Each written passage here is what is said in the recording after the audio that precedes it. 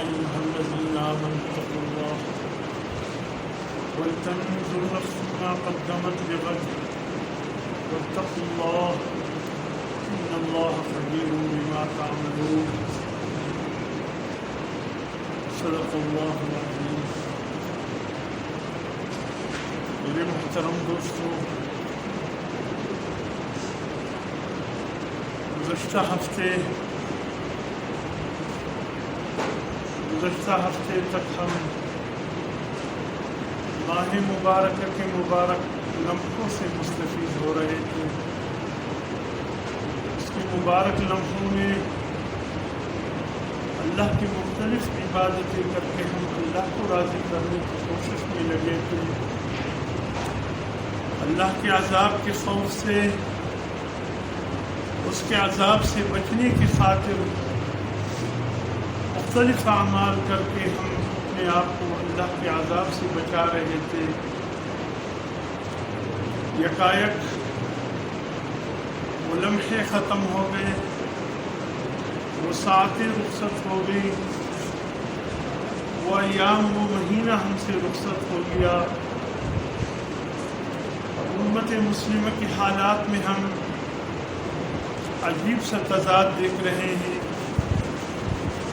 ایسا لگتا ہے کہ شاید دین اسلام اور اس پر عمل ایک مہینے کے لیے تھا، یا شاید اللہ کے احکامات، نماز وغیرہ پورا کرنا صرف ایک مہینے کے لیے تھا، یا شاید اللہ کے عذاب سے خوف ایک مہینے کے لیے ہمیں رکھنا تھا، یا اللہ کی جنت کا شوق بس ہمیں صرف ایک مہینے کے لیے تھا.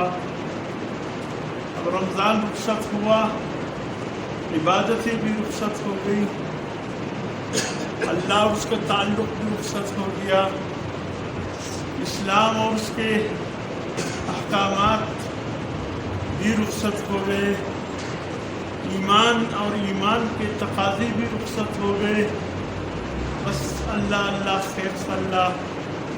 اب آئندہ سال دیکھیں گے، رمضان آئے گا تو پھر دیکھیں گے، جو ہوا تو پھر کریں گے. حضرت خواجہ حسن بصری رحمۃ اللہ علیہ سے کسی نے کہا، یا حضرت، ماہ رمضان المبارک میں لوگ اللہ کو بہت کثرت سے یاد کرتے ہیں، اللہ کی عبادتیں کرتے ہیں، اللہ کو راضی کرنے کی کوششیں کرتے ہیں، لیکن جب ماہ رمضان المبارک رخصت ہو جائے پھر مساجد کو دیکھنے بھی گوارا نہیں، نمازیں پڑھنے بھی گوارا نہیں، اللہ کے قرآن کی تلاوت بھی گوارا نہیں. اب ایسا لگتا ہے بس وہ ایک مہینہ جو کچھ کرنا تھا بقیہ 11 مہینے اب ہم آزاد ہو گئے. اب یہ ستے سے کر کے اب یہ وقت اپنی مرضی سے گزاریں گے. حضرت خواجہ نے عرض کیا کہ نہیں، یہ اچھے لوگ نہیں، یہ وہ لوگ ہیں جو صرف ایک مہینہ اپنے مسلمان ہونے کا ثبوت دیتے ہیں، بقیہ 11 مہینے اللہ کہاں چلے گئے. فرمایا صرف رمضان المبارک کا مہینے ہی ہمارے پاس قیمتی لمحات نہیں تھے، بلکہ زندگی کا ایک ایک لمحہ قیمتی ہے. اللہ نے بڑے دو ٹوک الفاظ میں فرمایا، سورۃ الحجر 14 پارہ، بس اسی آیت پر سورۃ الحجر کا اختتام ہے اور سورۃ نحل شروع ہونے کو ہے. وَاعْبُدْ رَبَّكَ حَتَّى يَأْتِيَكَ الْيَقِينُ. سورہ حجر ختم، سورہ نحل. اللہ کا فرمان ہے، وَاعْبُدْ رَبَّكَ، اے میرے بندو اپنے رب کی بندگی کرتے رہو حَتَّى يَأْتِيَكَ الْيَقِينُ، یہاں تک کہ تمہارے پاس تمہاری موت آئے.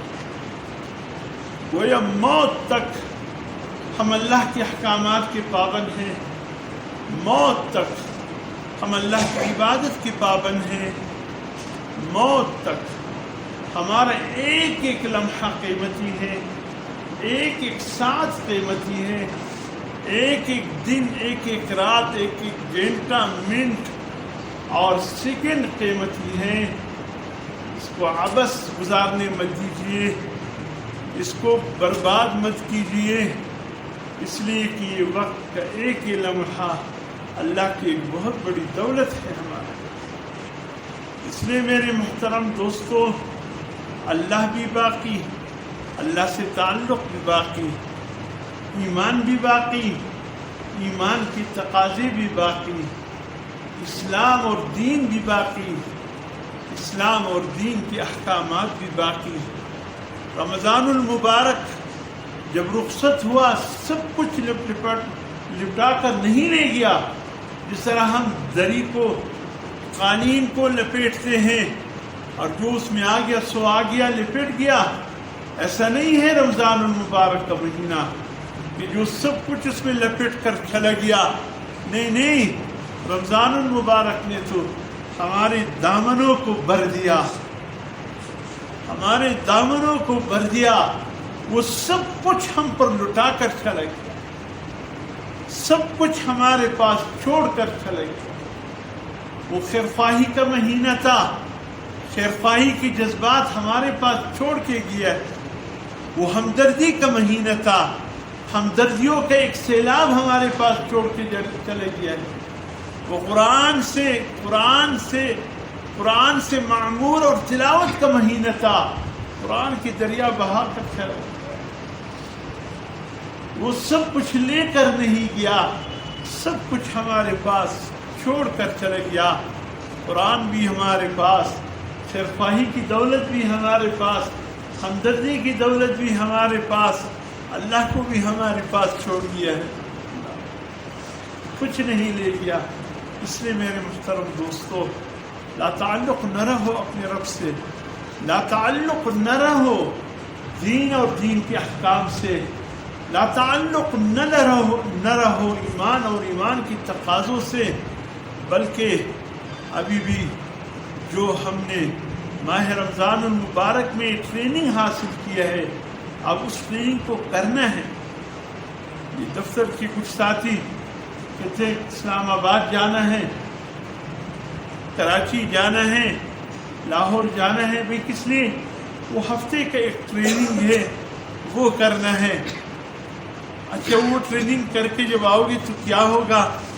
اس شعبے میں دفتری معاملات کو سمجھنا آسان ہو جائے گا، اور پھر اس شعبے میں جب ہم اس معاملات میں یہ کام کریں گے، ہمارے لیے آگے ترقی کے مواقع بن جائیں گے۔ یہی ہوتا ہے نا، ٹریننگ کرنے کا یہی مقصد ہے کہ بھئی ہم اس شعبے میں اسلام آباد جا رہے، کچھ ٹریننگ کر کے آنا ہے، یا فلاں شہر جا رہے، یا جو اور اعلیٰ افسران ہوتے وہ کہتے ہم لندن جا رہے، واشنگٹن جا رہے، یورپ کے کسی ملک جا رہے، وہاں ٹریننگ ہے اس کے حوالے سے، وہ کر کے آنے ہیں۔ تو ٹریننگ سے کیا ہوگا؟ دفتری معاملات سمجھنے آسان ہو جائیں گے، اس شعبے میں آگے بڑھنے کی بہتری کی چانس ہے اور ترقی کی بھی چانس ہے۔ تو ہماری 1 مہینے اللہ نے ٹریننگ کرا دی، 1 مہینے ٹریننگ ہو گیا، نمازیں کیسی پڑھنی ہے، اللہ کے احکامات پر عمل کیسے کرنا ہے، حلال چیزوں سے روکنے کا ٹریننگ تھا، اب حرام چیزوں سے کس طرح بچ کر ہم زندگی گزار سکتے ہیں۔ بہت زبردست ٹریننگ ہو گئی ہماری۔ اب یہ بقیہ مہینے اللہ ہمارے اس ٹریننگ کو دیکھیں گے کہ یہ بندہ کتنا سیکھ گیا رمضان المبارک کے مہینے میں، اب اس کے بعد ان مہینوں میں کس طرح چل سکتا ہے، نماز میں، پڑھنے میں اور زیادہ خشوع و خضوع، اللہ کے احکامات پر اور زیادہ اچھے اخلاص کے ساتھ چلنا، عمل کرنا، اور اسی طریقے سے اللہ سے تعلق میں اور زیادہ بہتری، انشاءاللہ روحانی طور پر ترقی ہوگی۔ حضرت شیخ عبد القادر جیلانی اللہ اکبر، سرتاج الاولیاء، رسول اولیاء کی طائفے کا سردار، ایک دن میں اس نے چھلانگ نہیں لگائی، یا اولیاء اللہ حضرت خواجہ بہاؤالدین نقشبندی رحمۃ اللہ علیہ، حضرت سلطان بہاؤالدین زکریا رحمۃ اللہ علیہ، حضرت جنید بغدادی رحمۃ اللہ علیہ، حضرت بایزید بستامی رحمۃ اللہ علیہ، حضرت ابو الحسن خرقانی رحمۃ اللہ علیہ، حضرت گرگانی رحمۃ اللہ علیہ، حضرت خواجہ جہان رحمۃ اللہ، ایک ہی رات میں چھلانگ لگا کر نہیں پہنچے اس مقام تک.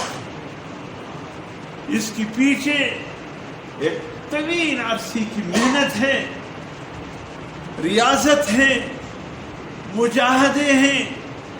حضرت شیخ عبد القادر جیلانی رحمۃ اللہ علیہ 80 سال کی عبادت کے بعد بھی حالت یہ ہے، 80 سال کی عمر میں بیت اللہ گئے ہیں، غلاف کعبہ کو پکڑا ہے، ملتزم کو چھمتے ہیں.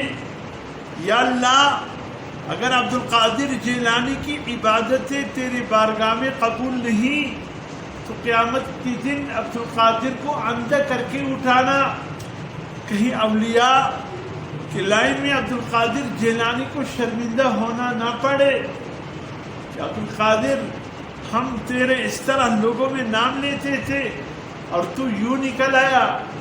یا اللہ حضور کے سامنے پھر آنکھوں کے ساتھ نہ اٹھانا، نابینا کر کے اٹھانا تاکہ عبد القادر جیلانی کو شرمندگی نہ ہو.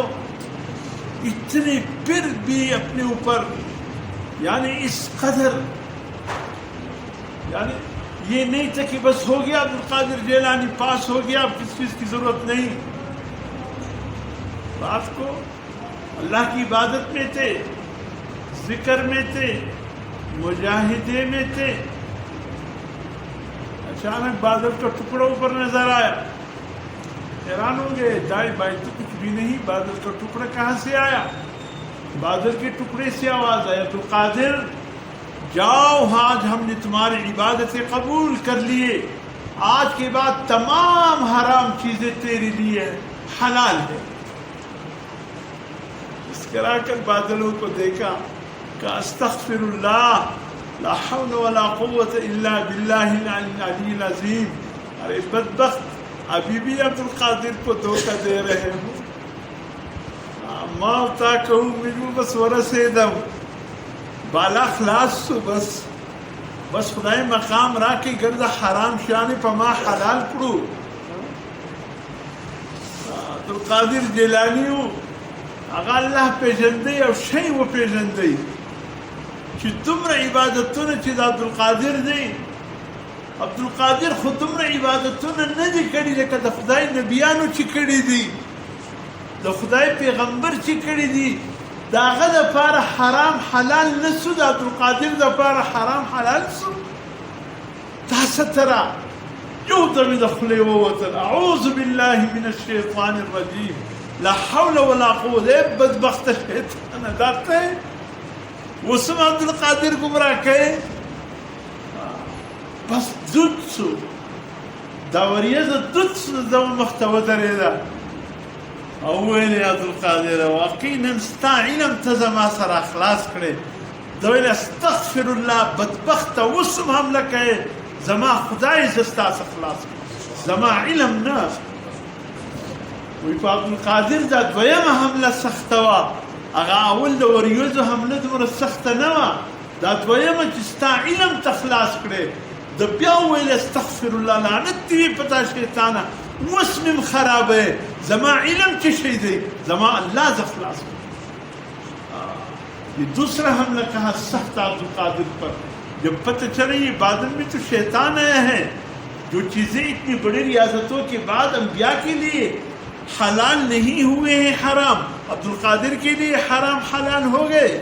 استغفر اللہ اعوذ باللہ من الشیطان الرجیم جب پڑھا ہوا دھواں ہو کر سامنے کھڑا ہوا کہ عبد القادر واقعی آج تیرے علم نے مجھ سے بچا لیا. کہ بدبخت، ارے بدبخت استغفر اللہ میرے علم میں نہیں، اللہ نے مجھے بچایا. یہ دوسرا حملہ سخت تھا.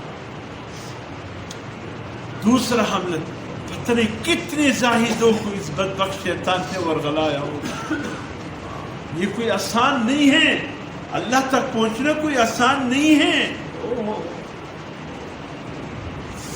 بس اللہ بچائے شیطان مردود سے. یہ ہر وقت حملے کی تلاش میں، ہر وقت حملے کی تلاش میں، ہمیں اللہ کے نام پہ ہمیں گمراہ کراتا ہے، ایسی ایسی چیزیں سامنے لا کر کہ ہم کہتے ہیں ہم تو ولی اللہ بن گئے. وہ بھی ایک ورغلانی کی سازش ہوتی ہے، ایک چال ہوتا ہے، چال ہوتا ہے. اس لیے فرمایا موت موت. تفسیر رازی کے عظیم شیخ حضرت امام فخر الدین رازی رحمۃ اللہ علیہ، اللہ والے سے اس کا نسبت قائم نہیں ہوا تھا، اس لیے کہتے کسی اللہ والے کا ہاتھ تام لو، کچھ نہیں ہوگا، کچھ بھی نہیں ہوگا.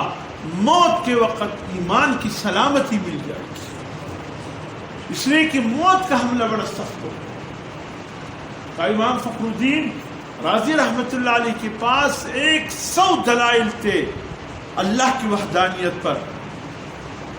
ایک بوڑھی عورت جنگل میں چرخہ کاٹ رہی تھی. امام فخر الدین رازی کا گزر ہوا، کہا اماں کیا کر رہی ہو؟ کہا چرخہ کاٹ رہی ہوں رسی بنانے کے لیے. کہا اماں کس کو مانتی ہو؟ کہا اللہ کو مانتی ہو. اور کس کو؟ کہا اللہ پر ایمان ہے. کہاں کتنے ہیں اللہ؟ کہا استغفر اللہ ایک ہے اللہ. بوڑھی عورت نے کہا کیا ثبوت ہے؟ کہا ثبوت مانگتے ہو؟ دیکھو میاں وہ تو نہیں جانتے تھے کہ یہ امام فخر الدین رازی ہے. کہا دیکھو میاں میں چرخہ کاٹ رہی ہوں، جب یہ چرخہ کاٹتی ہوں تو رسی بنتا ہے، جب رک جاتی ہوں تو چرخہ رک جاتا ہے. یہ کائنات چل رہا ہے، صبح شام ہو رہا ہے، چاند سورج نکل رہے ہیں. اگر اللہ روک دے تو نظام کائنات رک جائے. جب وہ اللہ چلا رہا ہے تو نظام کائنات چل رہا ہے. تو میں مان گئی کہ اللہ ہے جو یہ پورا نظام چلا رہا ہے. کہ اماں اگر ایسا ہو کہ نظام چلانے والے کے لیے ایک نہیں 2 3 ہو تو پھر کا استغفر اللہ، اس کا کیا ثبوت ہے تیرے پاس؟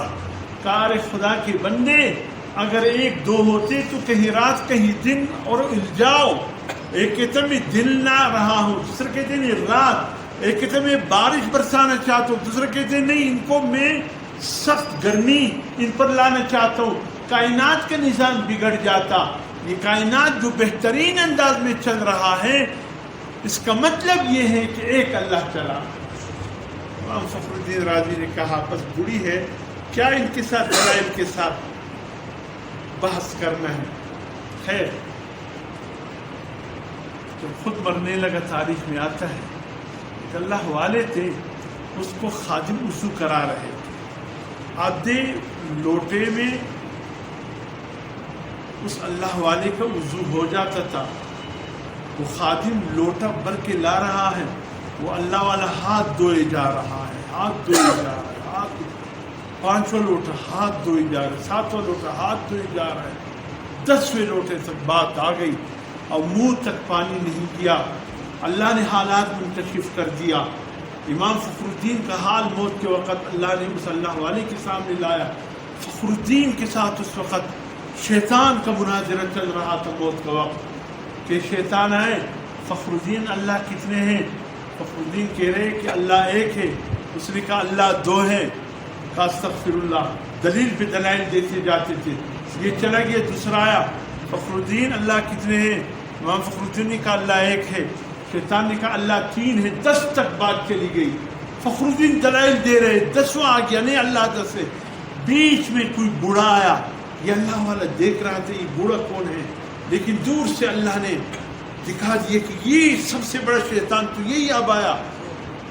بالکل بزرگوں کے لباس میں، سفید ریش، خوبصورت عمامہ پہنے ہوئے، خوبصورت لباس میں آ کر کہا ہٹ جاؤ بدبختو، فخر الدین رازی کو کیوں ستاتے ہو؟ فخر الدین نے کہا یہ ہے میرے بچانے والا آ گیا، اب ان بدبختوں سے میری جان چھوٹ جائے گی. اس بوڑھے نے کہا رازی کیا کہہ رہے ہیں؟